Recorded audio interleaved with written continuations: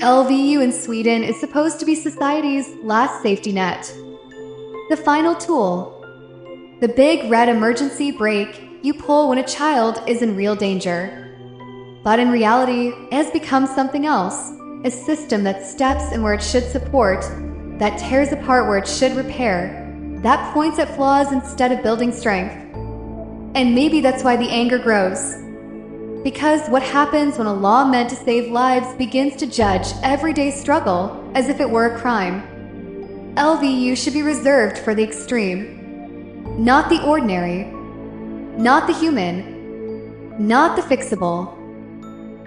A child's challenges are not their parents' crime. When a child has severe autism or any significant disability, what is needed is support, structure, respite, and competent professionals. Special pedagogy, resources, understanding, not separation. Yet parents who fight, beg, and plead for help often reach the breaking point, and instead of support, the state shows up with LVU as the solution.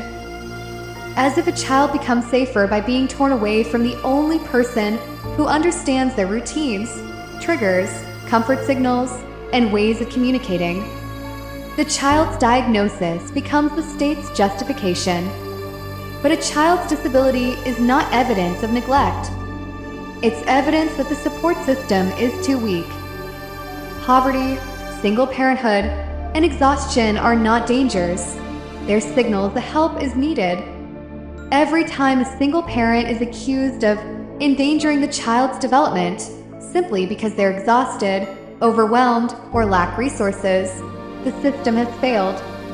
If the state itself says that a parent might not be able to cope alone, then the first questions should be, how can we strengthen you? How can we support your family? How can we help your child grow at home? Not, how can we take your child? Using LVU to compensate for the state's own failures is like amputating an arm because you ran out of bandages. LVU is dangerous because it breaks bonds that can never be fully repaired. Let's say it clearly.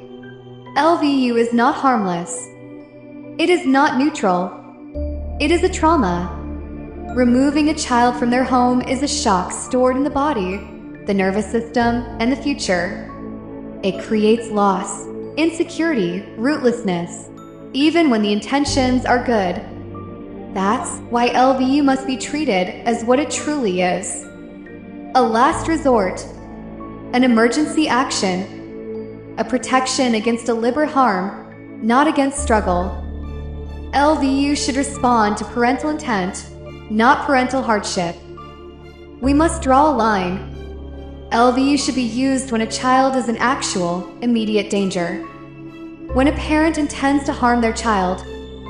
When there is violence, abuse, torture, or a deadly threat. Not when a mother is exhausted. Not when a child has severe autism. Not when a family lacks resources. Not when a single parent is breaking under the pressure. Not when the support system fails. The state must stop rescuing itself and start rescuing families. It should not be easier to remove a child than to help a parent. It should not be cheaper to place a child than to support a family. If the law is going to be worthy, it must return to its core. LVU exists to protect children from intentional harm, not from the consequences of poverty, disability, or lack of support. Children who love their parents should not be punished because the system collapses. LVU must be the final option, not the first, second, or third. Families should be strengthened.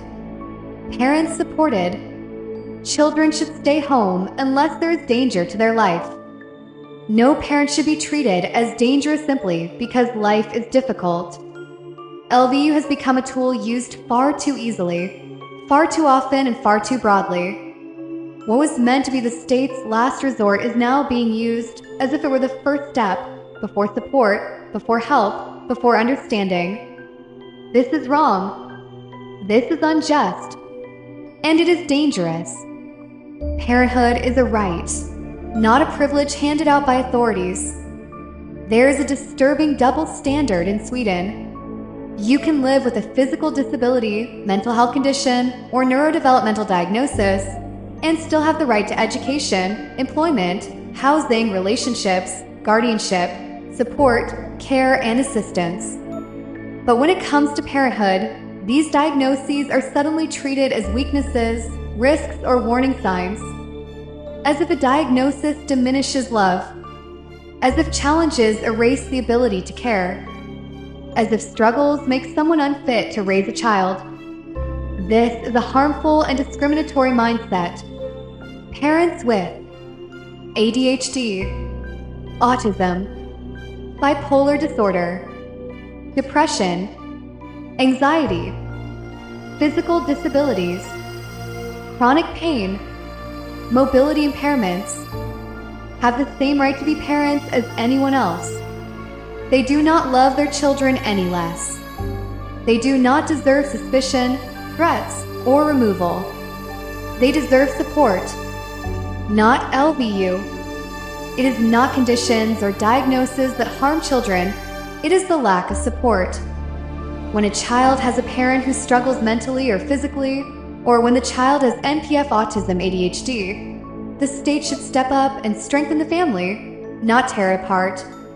Real support should be respite care, home assistance, habilitation services, parental training, practical help, supported housing, family support services, psychiatric care, disability support, not threats, not intimidation, not if you don't comply, we will consider placement.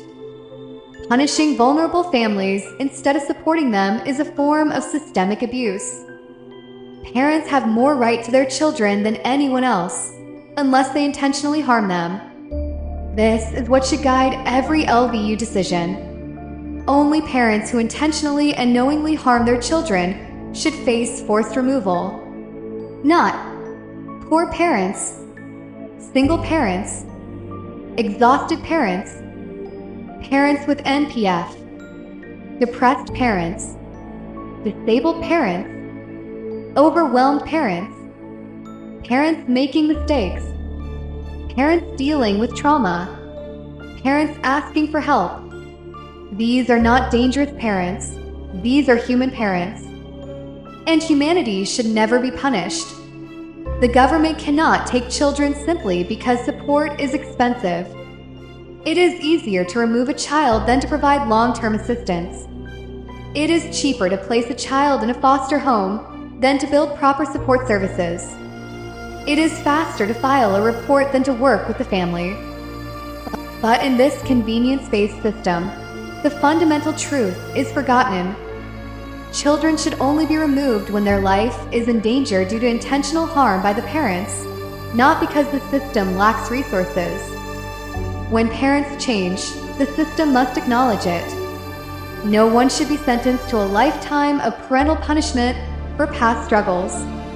If you got treatment, left harmful environments, overcame addiction, stabilized your life, received the correct diagnoses, built a healthier future, proved your change through action, then you deserve what every other offender in society receives: a second chance.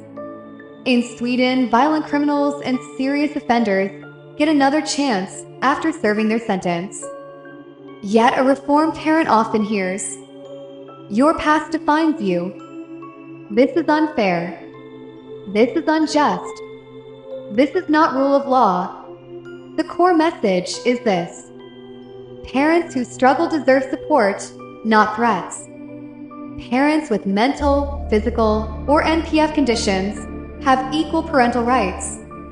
The state must help, not replace, families. LVU should only be used when a child's life is threatened by intentional harm. No parent should be punished for life if they have genuinely changed.